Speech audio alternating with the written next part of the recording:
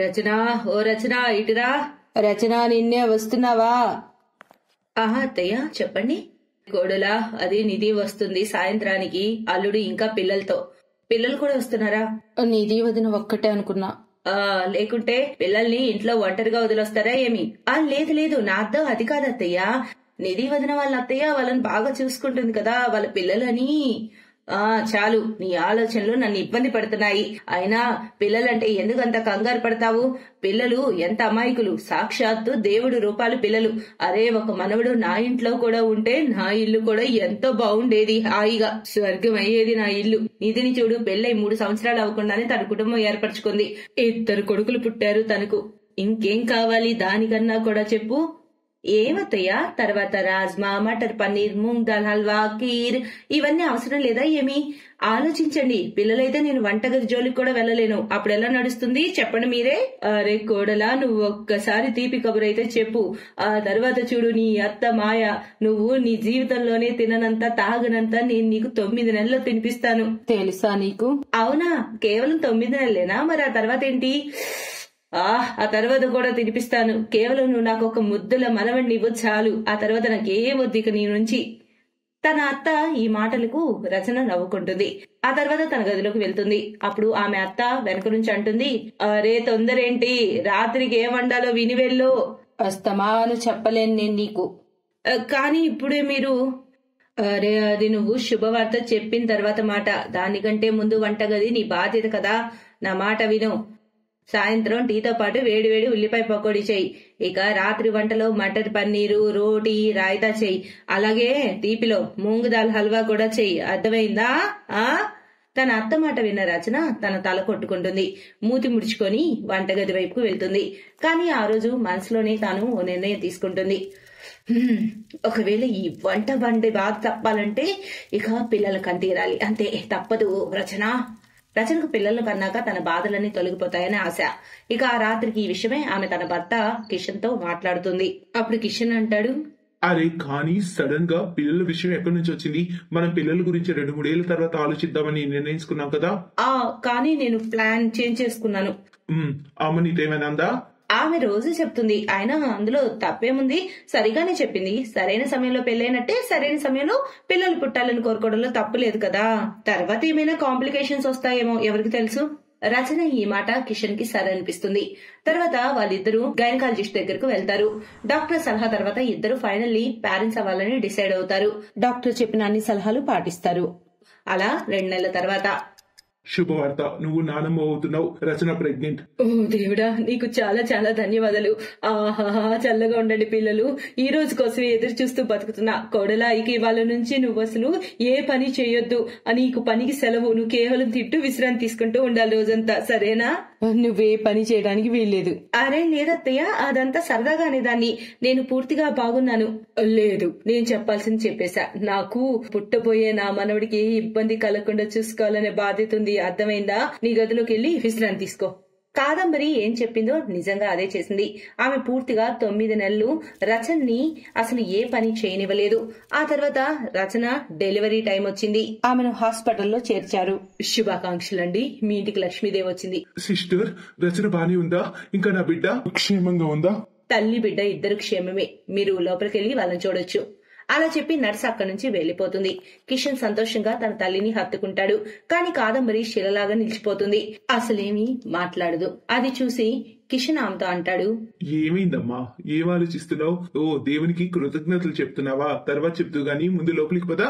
లేదు, నేను రాను. అయినా నువ్వు ఇంత సంతోషంగా ఎలా ఉన్నావురా? నేను కోడల నుంచి మనవడిని కోరుకున్నా, కానీ అది ఆపదనిచ్చింది. ఏమంటున్నావుమా? నువ్వు ఆడదానివి కదా, నీకు కూతురుంది కదా, మరి నువ్వు నీ మనవరాల గురించి అలా ఎలా అంటున్నావు? ఒరే, నీకేం తెలుసు? నిధి పుట్టినప్పుడు నన్ను ఎన్ని మాటలు మా అత్తారింటి వాళ్ళు అన్నారు. నీకేం కావాలి? నీ ఇంటి ఆవిడ్ని నెతికెక్కించుకోవాలా?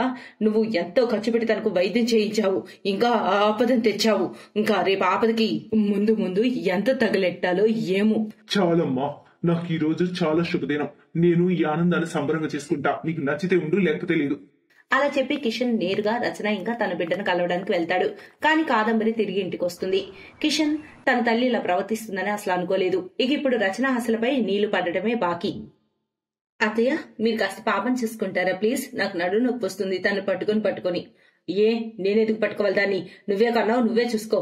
ఇక రోజంతా దాన్ని పట్టుకొని కూర్చోవలసిన అవసరం లేదు. ఎంత విశ్రాంతి తీసుకోవాలో అంత తీసేసుకున్నావు కదా, ఇక లేచెళ్ళి వంటగదిలో బాధ్యత చూడు, అర్థమైందా? కానీ అత్తయ్య మీరు అన్నారు కదా. నేను అన్నాను నాకు మనవడు కావాలని, యాపదు కాదు. నేను దానికోసం నీకు సేవ చేయాలా? మర్చిపో. కాదంబరి ఒక్క క్షణం కూడా రచన ఇంకా తన కూతుర్ని భరించలేకపోతుంది. కానీ కిషన్ కారణంగా ఓర్చుకుంటుంది.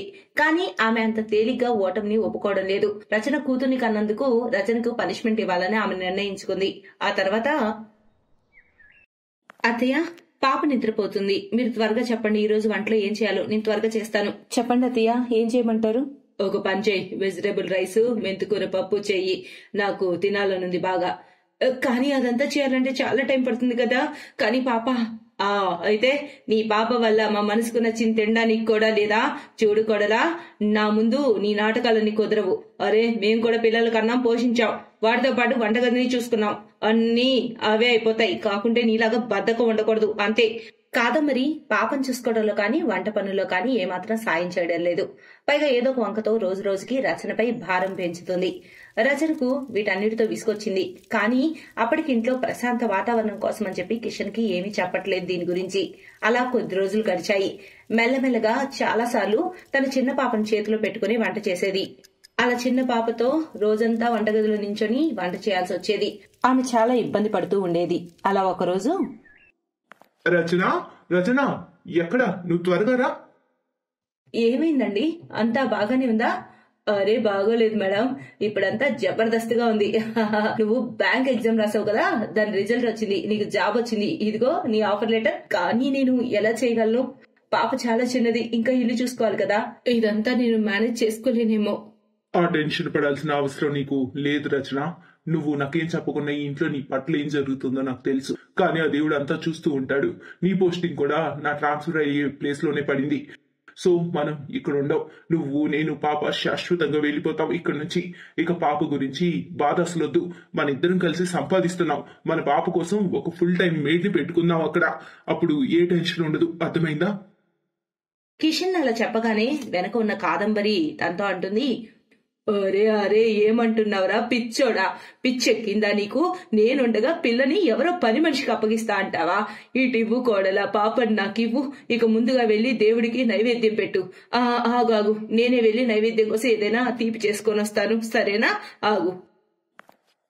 కాదంబరి మారిన ప్రవర్తన చూసి రచన షాక్ తో నోరు తెరుస్తుంది. ఇంకా కిషన్ నవ్వుతాడు. కానీ ఇప్పుడు వీటన్నిటి తర్వాత క్లియర్ గా ఉన్న విషయం ఏంటంటే రచనకి ఇప్పుడు తన పాప టెన్షన్ కానీ వంటగది టెన్షన్ కానీ ఇక లేదు అని. ఆపై ఇక తను చాలా సంతోషంగా ఉంది.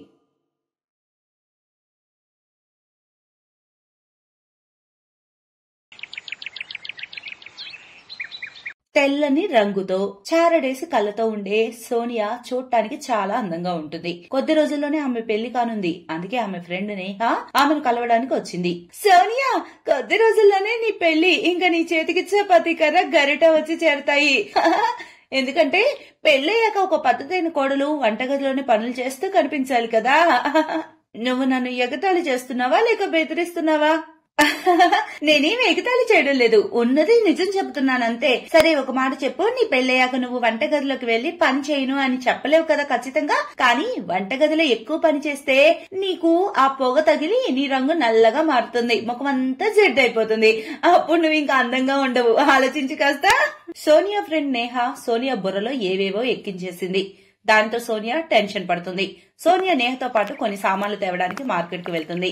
కాసేపటి తర్వాత నేహ ఆమె ఇంటికి వెళ్లిపోతుంది. కానీ సోనియా బుర్రలో అవే మాటలు తొలుస్తూ ఉంటాయి, పెళ్లి తర్వాత వంట పనులు ఎలా చేయాలా అని. అప్పుడే ఒక లేడీ సడన్ గా సోనియాను గుద్దుకుంటుంది. ఆమె సంచిలో ఏవో కొన్ని ప్యాకెట్లుంటాయి. సోనియా ఆ బ్యాగ్ లేపడంలో ఆ లేడీకి సహాయం చేస్తుంది. నీకు ధన్యవాదాలమ్మా, పొరపాటున రాయి తగిలి కాలు జారింది. నీ పేరేంటమ్మా? చూడటానికి ఎంత అందంగా ముద్దుగా ఉన్నావో.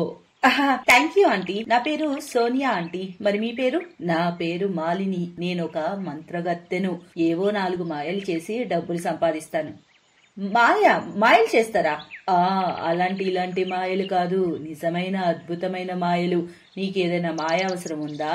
నేను నీకు సాయం చేస్తాను. ఏమన్నా చేయాలా చెప్పు. సందేహించకుండా అడుగమ్మా. మాయా సోనియా ఏదో ఆలోచిస్తూ ఉంటుంది. సడన్ గా ఆమె మైండ్ లోకి ఒక ఆలోచన వస్తుంది. అప్పుడు సోనియా, ఆంటీ మనం మాయతో ఏదైనా వంట చేయగలిగే లాంటిది ఏమైనా ఉందా? అప్పుడు గంటలు గంటలు వంటింట్లో ఉండే పని ఉండదు కదా.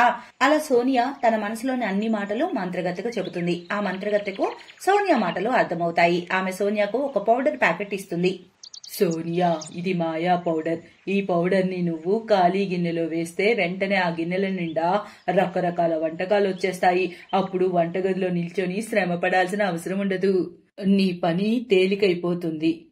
నిజంగానా ఆంటీ? పూర్తిగా నిజం. కానీ జాగ్రత్తగా గుర్తుపెట్టుకో, ఈ పౌడరు కేవలం వెరైటీ పిండి వంటలే ఇస్తుంది. ఈ పౌడర్ మాయ వల్ల నువ్వు సాధారణ భోజనం అంటే అన్నం, పప్పు, కిచడి, రసం ఇలాంటివి ఏమీ చేయలేవు. ఈ పౌడర్ కేవలం స్పెషల్ వంటకాలు మాత్రమే ఇస్తుంది. ఇంకొక విషయం, ఈ పౌడర్ గురించి నువ్వు ఎవరికి నిజం చెప్పకూడదు. ఒకవేళ చెబితే ఆ పౌడర్ అప్పుడే మాయమైపోతుంది. జాగ్రత్త.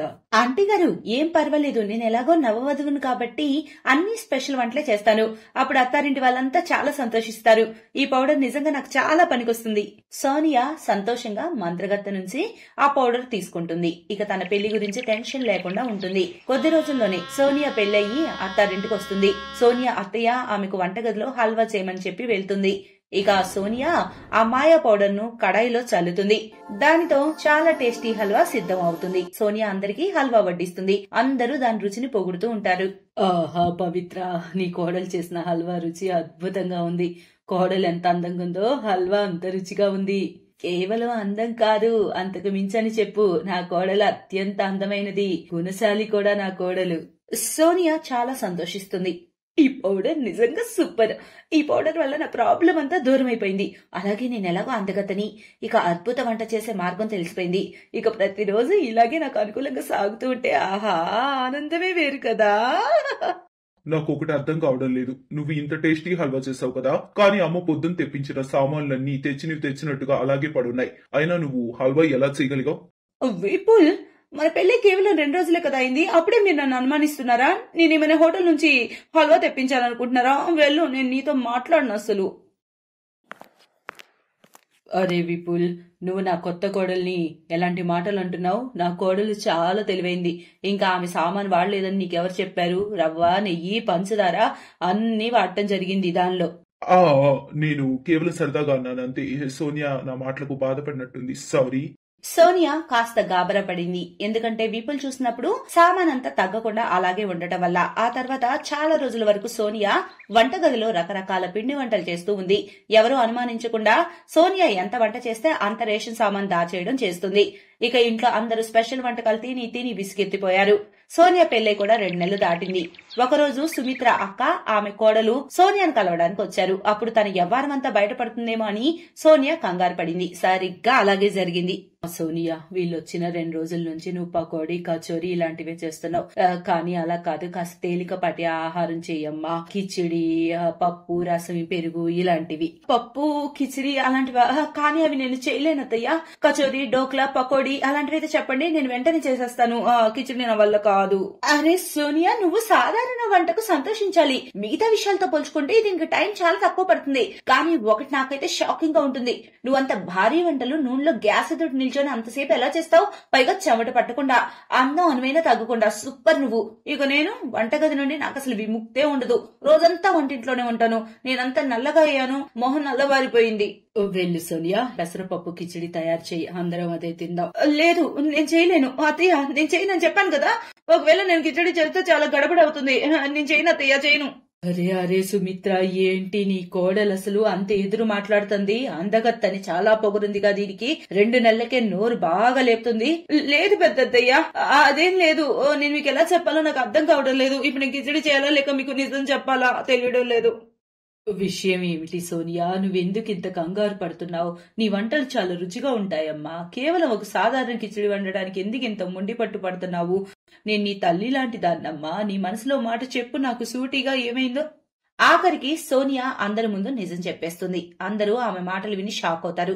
సడన్ గా ఆ మాయ పౌడర్ మాయమైపోతుంది. అప్పుడే అక్కడకు ఒక స్త్రీ వస్తుంది. మీరు వంట మనిషి కావాలన్నారట కదా, నన్ను ఉషా అక్క పంపింది. నేను వంట మనిషిని. ఆ నేనే ఉషాకి చెప్పాను, ఎవరైనా వంట చేసే వాళ్ళుంటే చెప్పమని. నా కోడలు నవ్వవదుగు, రోజంతా వంటింట్లో ఉంటుంది పాపం. అందుకే ఆమె వంటకు సాయంగా ఒక హెల్పర్ ని పెట్టాలనుకున్నాను. నేను కూడా ఒక అమ్మనే కదా, కూతుర్లా కోడల్ని నేను చూసుకోకుంటే అమ్మతనానికి అర్థమేముంది? తన అత్త మాటలు విన్న సోనియా ఆనందంతో కూడిన ఆశ్చర్యం పొందుతుంది. సుమిత్ర, ఒక పని చెయ్యి, ఈమెను నా ఇంటికి కూడా పంపు. నేను కూడా ఆమెను వంటలో సాయంగా పెడతాను నా కోడలికి. నా కోడలు కూడా నేను కూతుర్లా చూసుకుంటాను. నేను చూసుకోగలను నా కోడల్ని.